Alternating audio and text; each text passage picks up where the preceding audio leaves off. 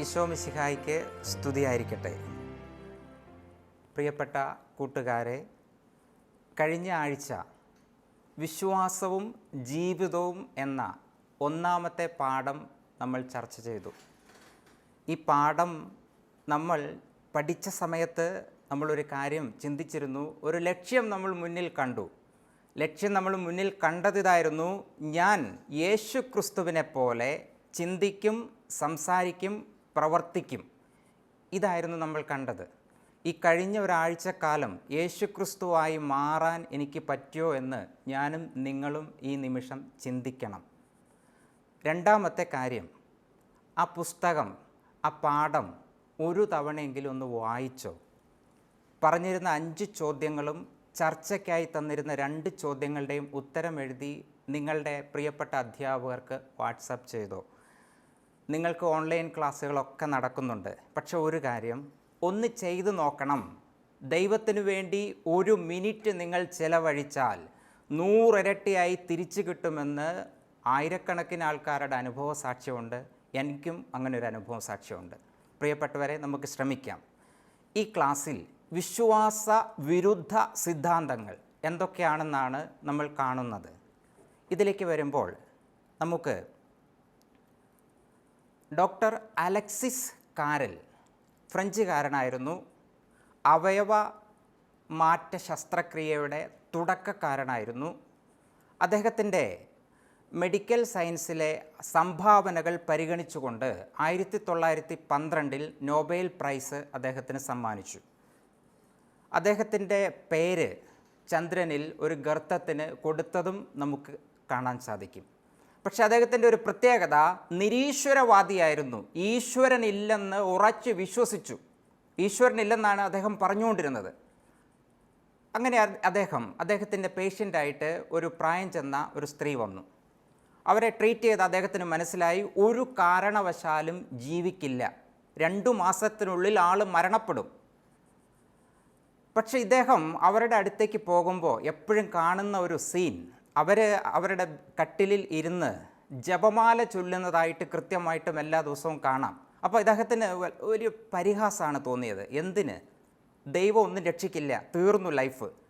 പക്ഷെ അദ്ദേഹത്തെ അത്ഭുതപ്പെടുത്തിക്കൊണ്ട്, മെഡിക്കൽ സയൻസിനെ അത്ഭുതപ്പെടുത്തിക്കൊണ്ട് ആ സ്ത്രീ ലൈഫിലേക്ക്, ജീവിതത്തിലേക്ക് തിരിച്ചു വന്നത് ഇദ്ദേഹത്തിൻ്റെ കണ്ണ് തുറപ്പിച്ചു. അദ്ദേഹം ഉടനെ തന്നെ ചെയ്തത്, അദ്ദേഹം ഒരു പുസ്തകം എഴുതി പ്രാർത്ഥനയെക്കുറിച്ച്. അദ്ദേഹം ആ പ്രാർത്ഥനയെക്കുറിച്ച് എഴുതിയ പുസ്തകത്തിൽ അദ്ദേഹം എഴുതി വച്ചിരിക്കുന്നത്, റേഡിയം പോലെ പ്രകാശിക്കുന്നതാണ് പ്രാർത്ഥന.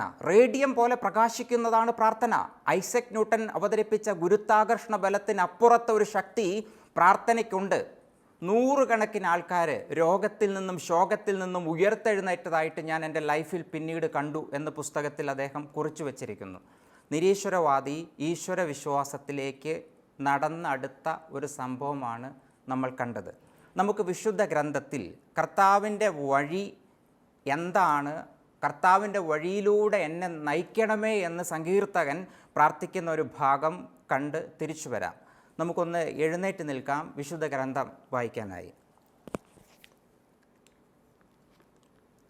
സങ്കീർത്തന പുസ്തകം 25-ാം അധ്യായം 4 മുതലുള്ള തിരുവചനങ്ങൾ. കർത്താവേ, അങ്ങയുടെ മാർഗങ്ങൾ എനിക്ക് മനസ്സിലാക്കി തരണമേ. അങ്ങയുടെ പാതകൾ എന്നെ പഠിപ്പിക്കണമേ. അങ്ങയുടെ സത്യത്തിലേക്ക് എന്നെ നയിക്കണമേ, എന്നെ പഠിപ്പിക്കണമേ. എന്തെന്നാൽ അങ്ങാണല്ലോ എന്നെ രക്ഷിക്കുന്ന ദൈവം. ദൈവമായ കർത്താവിന് സ്തുതി. എന്നെ രക്ഷിക്കുന്ന ദൈവത്തോട് എൻ്റെ പ്രാർത്ഥന, അങ്ങയുടെ വഴി എന്നെ പഠിപ്പിക്കണമേ, അങ്ങയുടെ വഴിയിലൂടെ തന്നെ നടക്കാൻ എന്നെ ശീലിപ്പിക്കണമേ. ഇതാണ് എൻ്റെയും പ്രാർത്ഥന, നിങ്ങളുടെയും പ്രാർത്ഥന. ഈ ക്ലാസ്സിലേക്ക് നമ്മൾ കയറുമ്പോൾ നമ്മൾ പഠിക്കുന്നത് വിശ്വാസ വിരുദ്ധ സിദ്ധാന്തങ്ങൾ. വിശ്വാസവിരുദ്ധ സിദ്ധാന്തങ്ങളിലേക്ക് നമുക്ക് പോവാം. ഒന്ന് ചുറ്റും കണ്ണോടിച്ചു കഴിഞ്ഞാൽ ഈ ശാസ്ത്രരംഗത്തെ നേട്ടങ്ങൾ, പുരോഗതി വിസ്മയിപ്പിക്കുന്നതാണ്. ഇത് മനുഷ്യൻ്റെ മാത്രം കഴിവുകൊണ്ടാണ് എന്ന് വാദിക്കുന്ന ഒത്തിരി അധികം ആൾക്കാരുണ്ട്. മനുഷ്യൻ്റെ മാത്രം കഴിവുകൊണ്ടാണ് ഈ ശാസ്ത്രരംഗത്തെ പുരോഗതി കംപ്ലീറ്റും ഉണ്ടായിട്ടുള്ളതെന്ന് വാദിക്കുന്ന ഒരു വിഭാഗം ആൾക്കാരെ ചുറ്റുപാട് നമ്മൾ കാണുന്നതാണ് അനുദിന ജീവിതത്തിൽ. പക്ഷേ ഈ അവസരത്തിൽ നമ്മൾ ചിന്തിക്കുമ്പോൾ ഇപ്പോൾ ഒത്തിരി അധികം ആൾക്കാർ, നിങ്ങൾ തന്നെ ചിന്തിക്കുന്നുണ്ടാവും, ലോകത്തെ സൂപ്പർ പവറായ യുണൈറ്റഡ് സ്റ്റേറ്റ്സ് ഓഫ് അമേരിക്കയെ പോലും വിറപ്പിച്ച് നിർത്താൻ ഈ കോവിഡ്-19 സാധിച്ചു. ലോകരാഷ്ട്രങ്ങളൊക്കെ ഭീതിയിൽ നിൽക്കുകയാണ്. ശാസ്ത്രലോകം പോലും ഇങ്ങനെ ഭീതിയിൽ നിൽക്കുന്ന സമയത്ത് ഒറ്റ കാര്യം നമുക്ക് ചിന്തിക്കാനുള്ളൂ, ദൈവത്തെ കൂടാതെയുള്ള പുരോഗമനപരമായ എന്തു പ്രവർത്തനവും അപകടകരമാണ്. ദൈവത്തെ കൂടാതെയുള്ള പുരോഗമന ദർശനം പലപ്പോഴും അത് മനുഷ്യനെ ഏതെങ്കിലും ഒന്നെങ്കിൽ നൈമിഷിക സുഖങ്ങളുടെ അടിമത്വത്തിലേക്ക് കൊണ്ടുവരും, അതല്ലെങ്കിൽ മനുഷ്യനെ ഒരു യന്ത്ര മനുഷ്യനാക്കി തീർക്കും എന്ന് ചരിത്രം പലതവണ കാണിച്ചു തന്നിട്ടുള്ളതാണ്. ചരിത്രം പലതവണ ഇത് കാണിച്ചു തന്നിട്ടുള്ളതാണ്. ഇതിലേക്ക് വരുമ്പോൾ നമ്മൾ ശ്രദ്ധിച്ചു കഴിഞ്ഞാൽ ചുറ്റുപാടും നോക്കിക്കഴിഞ്ഞാൽ വിശ്വാസികളായ എത്രയോ ശാസ്ത്രജ്ഞന്മാരുണ്ടായിരുന്നു. ഒന്നാമത്തെ പാഠത്തിൽ ആൽബർട്ട് ഐൻസ്റ്റീനെ കുറിച്ച് പറയുമ്പോൾ അനുദിനം പ്രാർത്ഥനയ്ക്ക് വേണ്ടി ദീർഘനേരം മാറ്റിവെക്കുന്ന മനുഷ്യൻ വില്യം ആംപിയർ, ലൂയി പാസ്റ്റർ, ഭാരതത്തിലുണ്ടായിരുന്ന ശ്രീനിവാസ രാമാനുജൻ, ഇവരൊക്കെ പ്രാർത്ഥനയുടെ മനുഷ്യരായിരുന്നു എന്ന് നമുക്ക് കാണാം. വിവിധ കാലങ്ങളിൽ വിവിധ ദേശങ്ങളിൽ വിശ്വാസത്തെ എതിർക്കുന്ന സിദ്ധാന്തങ്ങളും പ്രത്യയശാസ്ത്രങ്ങളും ലോകത്തിൽ ഉദയം ചെയ്തിട്ടുണ്ട്. ആ പ്രത്യയശാസ്ത്രങ്ങൾ ഏതൊക്കെയാണ്, എന്താണ് അവർ പറയുന്നത് എന്ന് മാത്രമാണ് നമ്മൾ കണ്ടുവരുന്നത്. അതിലേക്ക് നമ്മൾ വരുമ്പോൾ ഒന്നാമതായിട്ട് നമ്മൾ കാണുന്നത് ആജ്ഞേയവാദം, അഗ്നോസ്റ്റിസിസം, ആജ്ഞേയവാദം. എന്താണ് ആജ്ഞേയവാദികൾ ഉന്നയിക്കുന്നത്? ദൈവം നിലനിൽക്കുന്നുണ്ടോ ഇല്ലയോ എന്നത് ആജ്ഞേയമാണ്, അല്ലെങ്കിൽ അൺനോൺ ആണ്, അല്ലെങ്കിൽ അറിവില്ലാത്ത കാര്യമാണ്. ഇതാണ് ഇവരുടെ വാദഗതി. ചുരുക്കി പറഞ്ഞാൽ ദൈവമുണ്ടോ ഇല്ലയോ എന്ന് മനുഷ്യബുദ്ധിക്ക് പറയുക സാധിക്കാത്ത കാര്യമാണ്. മനുഷ്യബുദ്ധിക്ക് ഉണ്ടോ ഇല്ലയോ എന്ന് പരീക്ഷിച്ച് അറിഞ്ഞ് ദൈവമുണ്ട് അല്ലെങ്കിൽ ഇല്ല എന്നൊരു കൺക്ലൂഷനിലേക്ക് വരാൻ പറ്റില്ല എന്നാണ് ഈ അഗ്നോസ്റ്റിസിസത്തിൽ പഠിപ്പിക്കുന്നത്. ഇനി ഈ വാക്ക് അഗ്നോസ്റ്റിസിസം എന്ന പദം ആദ്യമായി കൊണ്ടുവന്നത് 1969 ബ്രിട്ടീഷ് സയൻറ്റിസ്റ്റായ TH ഹക്സ്ലി ആയിരുന്നു. അപ്പോൾ അഗ്നോസ്റ്റിസിസം, അജ്ഞേയവാദം, ഇതാണ് പഠിപ്പിക്കുന്നത്. ദൈവം ഉണ്ടോ ഇല്ലയോ എന്ന് പറയാൻ പറ്റില്ല. ഉണ്ടായിരിക്കാം, ഉണ്ടാവില്ല, ഉണ്ടെങ്കിലും ഇല്ലെങ്കിലും എനിക്കെന്ത്, ഈ രീതിയിലുള്ള ഒരു പഠനമാണ് അവർ അവതരിപ്പിച്ചിട്ടുള്ളത്. രണ്ടാമത് നമുക്ക് പഠിക്കാനുള്ളത് യുക്തിവാദം, റാഷണലിസം. യുക്തിവാദം എന്ന പേര് കേൾക്കുമ്പം തന്നെ നമുക്ക് മനസ്സിലാവും, യുക്തി കൊണ്ട് തെളിയിക്കാനാവാത്ത ഒരു കാര്യവും വിശ്വസിക്കില്ല എന്ന് യുക്തിവാദികൾ പറയും. യുക്തി കൊണ്ട് തെളിയിക്കാത്ത ഒരു കാര്യവും വിശ്വസിക്കാൻ അവർ തയ്യാറല്ല. പഞ്ചേന്ദ്രിയ അനുഭവങ്ങളിലൂടെ ലഭ്യമാകുന്ന അറിവെ അംഗീകരിക്കാനാവൂ. ഇതാണ് ഇവർ അവതരിപ്പിക്കുന്നത്. ഇനി ഈശ്വരനെ എന്തുകൊണ്ട് നിഷേധിക്കുന്നു? ഈശ്വരനെ നിഷേധിക്കാനുള്ള കാരണം ഈശ്വരൻ യുക്തിക്കോ ഇന്ദ്രിയപരമായ അറിവിനോ അധീനനല്ല. അതുകൊണ്ട് ഈശ്വരൻ എന്ന ഒരു സത്യം എന്ന് പറയാൻ പറ്റില്ല അവരെ സംബന്ധിച്ച്. ഈശ്വരൻ ഇല്ല, ഇത് തന്നെയാണ് പറയുന്നത്. ഇനി എങ്ങനെയാണ് ഈശ്വര വിശ്വാസം ഉടലെടുത്തത്? എങ്ങനെ ഈശ്വര വിശ്വാസം ഉടലെടുത്തു എന്ന് ചോദിക്കുമ്പോൾ ഈ യുക്തിവാദികൾ പറയും, മനുഷ്യൻ്റെ ഭയം, മനുഷ്യൻ്റെ അജ്ഞത അല്ലെങ്കിൽ അറിവില്ലായ്മ, ഭയത്തിൽ നിന്നും അറിവില്ലായ്മയിൽ നിന്നുമാണ് ഈശ്വര വിശ്വാസം ഉടലെടുത്തത് എന്ന് യുക്തിവാദികൾ സൂചിപ്പിക്കുന്നു.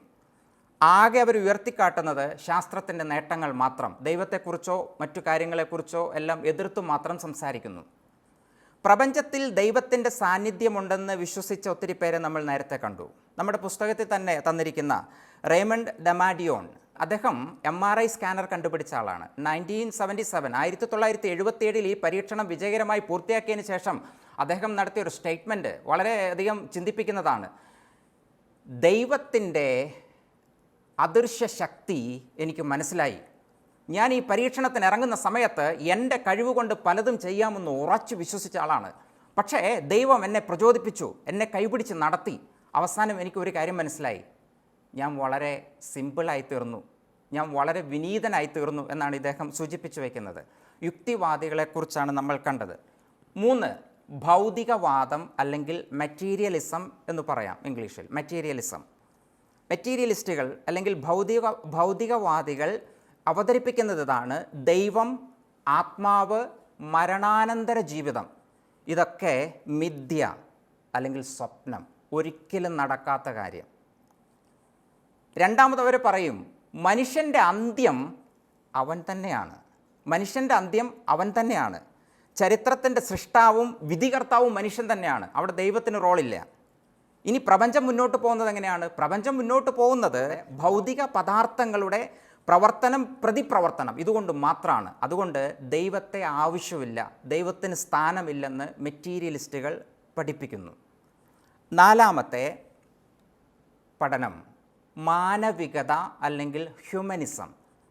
നിങ്ങൾ സോഷ്യൽ സയൻസ് ക്ലാസ്സുകളിൽ റെനൈസൻസിനെ കുറിച്ച് പഠിച്ചിട്ടുണ്ട്. റെനൈസൻസ് നവോത്ഥാനം. ഏത് രാജ്യത്താണ് നവോത്ഥാനം ആരംഭിച്ചത് എന്ന് ചോദിച്ചാൽ നിങ്ങൾക്ക് ഉത്തരം പറയാൻ പറ്റും, ഇറ്റലി. ഈ റിനൈസൻസിനൊപ്പം നവോത്ഥാനത്തിൻ്റെ ഒപ്പം ഉയർന്നു വന്ന ഒരു ചിന്താഗതിയായിരുന്നു ഹ്യൂമനിസം അല്ലെങ്കിൽ മാനവികത. പെട്രാർക്ക്, ദാന്തെ, ബൊക്കാച്ചിയോ മുതലായ എഴുത്തുകാർ, ഡാന്റെയുടെ ഡിവൈൻ കോമഡി, ഇറാസ്മസിൻ്റെ ഇൻ പ്രൈസ് ഓഫ് ഫോളി, ഇങ്ങനെ കുറേ കൃതികൾ ഇവർ അവതരിപ്പിച്ച് ഇതിലൊക്കെ മനുഷ്യൻ്റെ മഹത്വത്തെ ഉയർത്തി കാണിച്ചു. ഒപ്പം തന്നെ ദൈവത്തിന് അപ്പുറത്താണ് മനുഷ്യൻ, ദൈവം എന്നതൊരു സങ്കല്പ സൃഷ്ടിയാണെന്ന് അവതരിപ്പിച്ചു. മനുഷ്യ മഹത്വത്തെ ഉയർത്തി കാണിക്കുന്നതാണ് ഈ ഹ്യൂമനിസം, മനുഷ്യ മഹത്വത്തെ ഉയർത്തി കാണിക്കുന്ന ചിന്താഗതി. രണ്ടാമതവർ പഠിപ്പിക്കുന്നു സ്വർഗം നരകം അത് ഈ ഭൂമിയിൽ തന്നെയാണ്. സ്വർഗം നരകം ഭൂമിയിൽ തന്നെയാണ്. എല്ലാത്തിൻ്റെയും മാനദണ്ഡം അളവുകോലെന്ന് പറയുന്നത് മനുഷ്യനാണ്, ദൈവമല്ല.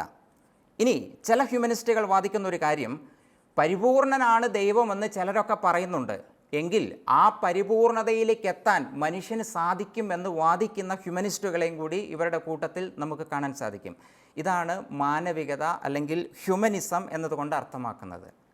അഞ്ചാമത്തെ പ്രത്യയശാസ്ത്രം കമ്മ്യൂണിസം. കമ്മ്യൂണിസത്തിൽ പഠിപ്പിക്കുന്നത് കുറേ ആൾക്കാരുടെ സമ്പത്തിനോടുള്ള അതിമോഹം അതിലധികം ആൾക്കാരുടെ ദുരിതത്തിനും ദുരന്തത്തിനും ചൂഷണത്തിനും ഇരയായിട്ടുണ്ട്. അതുകൊണ്ട് കമ്മ്യൂണിസ്റ്റ് മാനിഫെസ്റ്റോയിൽ കാൾ മാർക്സും എംഗൽസും വിഭാവനം ചെയ്തത് ചൂഷണം ചെയ്യപ്പെടുന്നവൻ്റെ അല്ലെങ്കിൽ തൊഴിലാളികൾക്ക് അധികാരം നൽകുന്ന ഒരു സോഷ്യലിസ്റ്റ് വ്യവസ്ഥിതി കമ്മ്യൂണിസ്റ്റ് മാനിഫെസ്റ്റോ വിഭാവനം ചെയ്തു. ഇങ്ങനെ ഇത് വിഭാവനം ചെയ്ത സമയത്ത് നമ്മൾ ശ്രദ്ധിച്ചാൽ ഈ ചരിത്രത്തിലേക്ക് പോകുമ്പോൾ അവതരിപ്പിച്ചു, പെട്ടെന്ന് ഇതിന് ഒരു വലിയൊരു പോപ്പുലാരിറ്റി കിട്ടി. 90ഓളം രാജ്യങ്ങളിൽ കമ്മ്യൂണിസം വ്യാപിച്ചു പടർന്നു.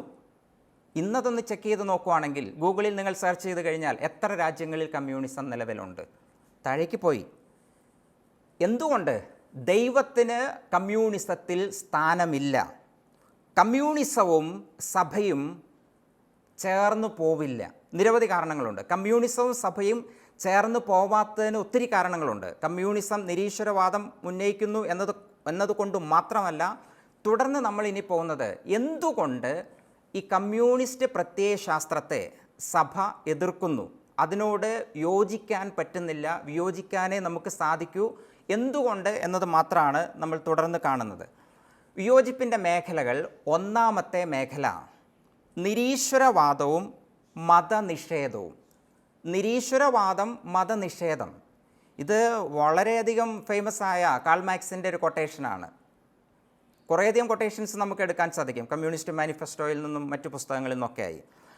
അദ്ദേഹം പറയുന്നത് മതം ചൂഷിതരുടെ നെടുവീർപ്പാണ്, ഹൃദയമില്ലാത്തിടത്തെ ഹൃദയവും ആത്മാവില്ലാത്തിടത്തെ ആത്മാവുമാണ് മതം. മതം മനുഷ്യനെ മയക്കുന്ന കറുപ്പാണ്. മതം ഒരു മയക്കുമരുന്നിന് തുല്യം എന്ന രീതിയിൽ മയക്കുമരുന്നാണ് എന്ന് തന്നെ കാൾ മാർക്സ് പറഞ്ഞു വെച്ചു. മനുഷ്യനെ ഇത്തരത്തിൽ മിസ്ലീഡ് ചെയ്യുന്നത് കൊണ്ട്, വഴിതെറ്റിക്കുന്നത് കൊണ്ട് ദൈവത്തെ ഒരു സങ്കല്പ സൃഷ്ടിയായും മതത്തെ കറുപ്പായും മയക്കുമരുന്നായും ചിത്രീകരിച്ചിരിക്കുന്നു.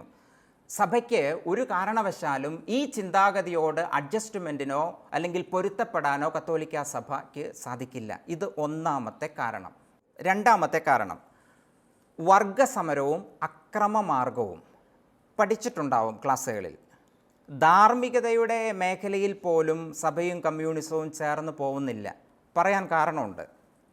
കമ്മ്യൂണിസ്റ്റ് ചിന്താഗതി അനുസരിച്ച് അല്ലെങ്കിൽ മാർക്സിയൻ ചിന്താഗതി അനുസരിച്ച് ചരിത്രം എന്നത് വർഗസമരത്തിൻ്റെ ചരിത്രമാണ്, സംഘട്ടനത്തിൻ്റെ ചരിത്രമാണ്. വർഗസമരം എന്ന് പറയുമ്പോൾ നമുക്കറിയാം കൃത്യമായിട്ടും തൊഴിലാളി മുതലാളി ഈ രണ്ട് ക്ലാസ്സിനെ അവിടെ സൃഷ്ടിച്ചു. ഇവർ തമ്മിലുള്ള സംഘട്ടനത്തിൻ്റെ ചരിത്രം. ഇനി ഈ സംഘട്ടനത്തിൻ്റെ അവസാനം എന്താവും? ഈ സംഘട്ടനത്തിൻ്റെ അവസാനം, ഇതിൻ്റെ റിസൾട്ട് എന്ന് പറയുന്നത് തൊഴിലാളികളുടെ സർവാധിപത്യം. തൊഴിലാളികളുടെ സർവാധിപത്യം, ആധിപത്യത്തിലേക്ക് തൊഴിലാളികൾ കടന്നു വരുന്നു. അപ്പോൾ അവിടെ വീണ്ടും പറയും, തൊഴിലാളികളുടെ സർവാധിപത്യം ലോകത്ത് സ്ഥാപിക്കാൻ എന്തു മാർഗവും സ്വീകരിക്കാം. ലക്ഷ്യം മാർഗത്തെ സാധൂകരിക്കുന്നു എന്നാണ് പഠനം. ലക്ഷ്യം മാർഗത്തെ സാധൂകരിക്കുന്നു. കത്തോലിക്ക സഭ നമ്മളെ പഠിപ്പിക്കുന്നത് ലക്ഷ്യവും മാർഗവും ശുദ്ധമായിരിക്കണം.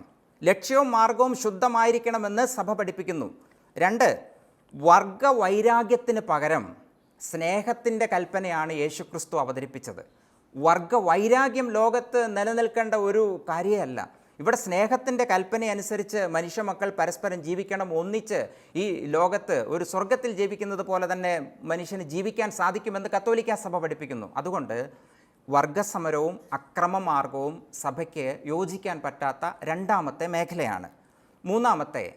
മൂന്നാമത്തെ മേഖല, വിയോജിപ്പിൻ്റെ മൂന്നാമത്തെ മേഖല, സ്വകാര്യ സ്വത്തവകാശ നിഷേധം. കമ്മ്യൂണിസ്റ്റ് മാനിഫെസ്റ്റോയിൽ വളരെ കൃത്യമായും രേഖപ്പെടുത്തിയിട്ടുണ്ട്, സ്വകാര്യ സ്വത്ത് നിരോധിക്കേണ്ടതാണ്. നമ്മൾ സോഷ്യലിസ്റ്റ് വ്യവസ്ഥയെക്കുറിച്ച് പഠിക്കുമ്പോഴും ഉൽപ്പാദന ഉപാധികളെല്ലാം രാഷ്ട്രത്തിൻ്റെ സ്വന്തമാണ്. ഓരോരുത്തർക്കും ആവശ്യമുള്ളത് രാഷ്ട്രം തരും, സ്വകാര്യ സ്വത്ത് വേണ്ട, ഇതാണ് പഠിപ്പിക്കുന്നത്. അപ്പോൾ ഇവിടെ വീണ്ടും ഒരു പ്രശ്നം എന്ന് പറയുന്നത്, ഒരു ഉള്ളവനും ഇല്ലാത്തവനും എന്നൊരു ചിന്ത മനുഷ്യരുടെ ഇടയിൽ ക്രിയേറ്റ് ചെയ്യപ്പെടുന്നു. ഉള്ളവനും ഇല്ലാത്തവനും തമ്മിൽ ഇതൊരു സംഘർഷത്തിൻ്റെ പാതയിലേക്ക് വീണ്ടും മുന്നോട്ട് പോകും. ഈ തൊഴിലാളി വർഗ സർവാധിപത്യം അല്ലെങ്കിൽ ഈ സോഷ്യലിസം സ്ഥാപിക്കുന്ന സമയം വരെ ഈ സംഘർഷം ഇങ്ങനെ മുന്നോട്ട് പോകുന്നതായിട്ട് നമുക്ക് കാണാം. കത്തോലിക്ക സഭയ്ക്ക് സ്വകാര്യ സ്വത്തവകാശത്തെക്കുറിച്ച് വ്യക്തമായ പഠനമുണ്ട്. സ്വകാര്യ സ്വത്തവകാശത്തെ കത്തോലിക്ക സഭ നിഷേധിക്കുന്നില്ല. രണ്ടാമത്തെ കാര്യം, ഒരു കാര്യം കൂടി സഭ അതിൽ കൂട്ടിച്ചേർക്കുന്നുണ്ട്, സ്വകാര്യ സ്വത്ത് പൊതു നന്മയ്ക്ക് വേണ്ടി കൂടി ഉപയോഗിക്കേണ്ടതാണ് എന്നതാണ് സഭയുടെ പഠനം. അതുകൊണ്ടാണ് ഈ കേരളത്തിൽ അങ്ങോളം ഇങ്ങോളം നിങ്ങൾ യാത്ര ചെയ്ത് കഴിഞ്ഞാൽ ജീവകാരുണ്യ പ്രവർത്തനങ്ങൾക്ക് വേണ്ടി കത്തോലിക്ക സഭയുടെ സ്ഥാപനങ്ങൾ നിങ്ങൾക്കറിയാം. എത്രയോ കത്തോലിക്കരായ ആൾക്കാർ, ആയിരക്കണക്കിന് ആൾക്കാരെ ശുശ്രൂഷിക്കുന്ന എത്രയോ സ്ഥലങ്ങൾ നിങ്ങൾ തന്നെ കണ്ടിട്ടുണ്ട്. നമ്മുടെ ഇവിടെ പ്രളയമുണ്ടായ സമയത്തും ഈ കോവിഡിൻ്റെ സമയത്തും നമ്മൾ ഓരോ രൂപതകളും ചെയ്ത കുറേയധികം സഹായങ്ങൾ, ലക്ഷക്കണക്കിന് രൂപയുടെ സഹായങ്ങൾ നമ്മൾ എത്തിച്ചു കൊടുക്കാനുള്ള കാരണം, നമ്മൾ വിശ്വാസികൾ ഒന്നിച്ചു ചേർന്ന് പണം സ്വരൂപിച്ച് പൊതുനന്മയ്ക്ക് വേണ്ടി ഇത് ഉപയോഗിക്കുന്നു. ഇത് സഭയുടെ പഠനം തന്നെയാണ്, പൊതുനന്മയ്ക്ക് വേണ്ടി ഈ പണം ഉപയോഗിക്കണം. 4, തൊഴിലാളികളുടെ സർവാധിപത്യം, ഡിക്റ്റേറ്റർഷിപ്പ് ഓഫ് ദി പ്രോളിറ്റേറിയറ്റ്. തൊഴിലാളികളുടെ സർവാധിപത്യം എന്ന് പറയുമ്പോൾ നിങ്ങൾക്കറിയാം, ഈ ഫാക്ടേഴ്സ് ഓഫ് പ്രൊഡക്ഷൻ പഠിച്ചിട്ടുള്ളതാണ്. ഉൽപ്പാദക ഘടകങ്ങൾ ക്ലാസ്സുകളിൽ നിങ്ങൾ പഠിച്ചതാണ്, ഈ +1 പഠിച്ച ഫാക്ടേഴ്സ് ഓഫ് പ്രൊഡക്ഷൻ ഏതെന്ന് ചോദിച്ചാൽ land, labour, capital and organisation. ഇത് 4. അടുത്തൊരു ചോദ്യം, ഈ 4 ഉൽപ്പാദക ഘടകങ്ങളിൽ, ഈ ഫാക്ടേഴ്സ് ഓഫ് പ്രൊഡക്ഷൻ, ഈ 4-ൽ ഏതാണ് ഏറ്റവും ഇമ്പോർട്ടൻ്റ് ആയത്? ഏറ്റവും ഇമ്പോർട്ടൻ്റ് ആയത് ഏതെങ്കിലും ഒന്ന് സെലക്ട് ചെയ്യാവോ എന്ന് ചോദിച്ചാൽ ഒരാൾക്കും സെലക്ട് ചെയ്യാൻ പറ്റില്ല. കാരണം 4ഉം അത്രയും പ്രധാനപ്പെട്ടതാണ്. നിങ്ങൾക്ക് ഇവിടെ ഒരു ചിത്രം കാണാൻ സാധിക്കും. ഇത് കിറ്റെക്സ് ഗ്രൂപ്പിൻ്റെ ഒരു വെബ്സൈറ്റാണ്. കിറ്റെക്സ് ഗ്രൂപ്പിൻ്റെ ഒരു ഫാക്ടറി ആണ് നിങ്ങൾ കാണുന്നത്. ഇവിടെ നിങ്ങൾ കാണുന്ന ഈ ഫാക്ടേഴ്സ് ഓഫ് പ്രൊഡക്ഷനൊക്കെ ഇവിടെ നമുക്ക് കാണാൻ സാധിക്കും. ഇവിടെ കമ്മ്യൂണിസത്തിലേക്ക് വരുമ്പോൾ ഈ ഉൽപ്പാദന പ്രക്രിയയിൽ ഏറ്റവും പ്രധാനപ്പെട്ട ഘടകം തൊഴിലാളികളാണ്. എന്തിന് അങ്ങനെ ഇത് എഴുതി വെച്ചു എന്ന് ചോദിച്ചാൽ കൃത്യമായിട്ട് മാക്സ് പറയും. അതിന് കാരണമുണ്ട്. തൊഴിലാളികൾ ചൂഷണം ചെയ്യപ്പെടാൻ പാടില്ല, അവർക്ക് കിട്ടേണ്ട ആനുകൂല്യങ്ങൾ ലഭിക്കണം, അതിനുവേണ്ടി എഴുതി വെച്ചു. പക്ഷേ പിൽക്കാലത്ത് ഇത് വലിയ ദുരന്തം തന്നെ ഉണ്ടാക്കി.